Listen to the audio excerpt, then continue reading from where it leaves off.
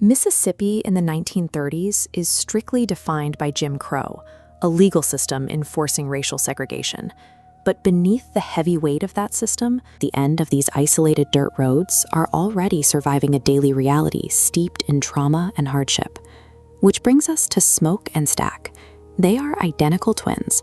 They share the exact same face, the exact same voice, and the same heavy history. But that shared history is exactly what broke them. A severe trauma acts as a wedge, fracturing these physically identical men into absolute behavioral opposites. One embraces chaos, the other maintains order. This violent friction creates a massive blind spot. They are so consumed by fighting, they leave themselves completely exposed. This internal, familial fracture is the actual danger. The twins are actively destroying themselves from the inside out, long before any external threat even crosses the county line. Then, the sun goes down. The dense, humid atmosphere of a southern drama vanishes, replaced by a creeping, supernatural dread that breaches the town borders. The vampires hunting in the dark operate as an ancient, parasitic ecosystem. They specifically seek out and prey on communities that are already divided and weakened by their own hatred. When the nocturnal attacks start, the town's rigid social order immediately collapses.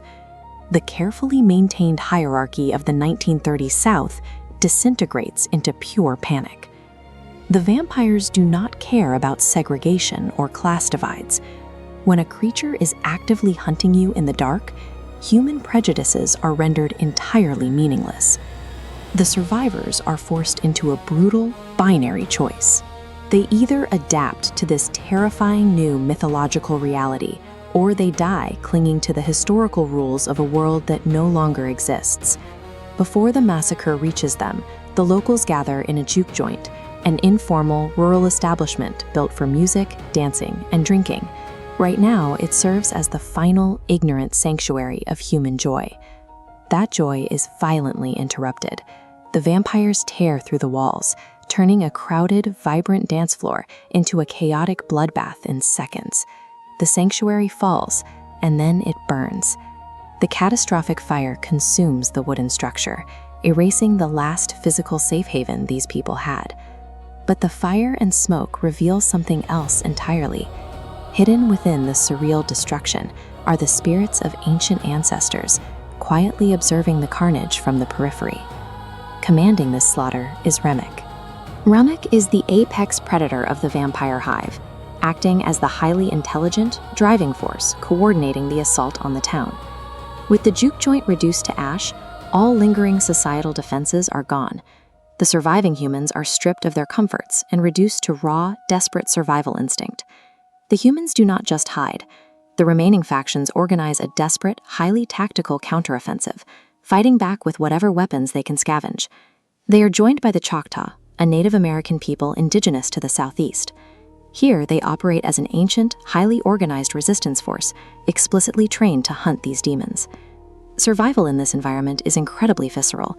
Every shadow hides a lethal threat, forcing the characters into brutal, improvised acts of violence just to see the next hour. This constant pressure pushes Smoke and Stack to their psychological breaking point. They realize their individual, fractured methods aren't enough to keep them alive. The vampires accomplish what decades of peace could not.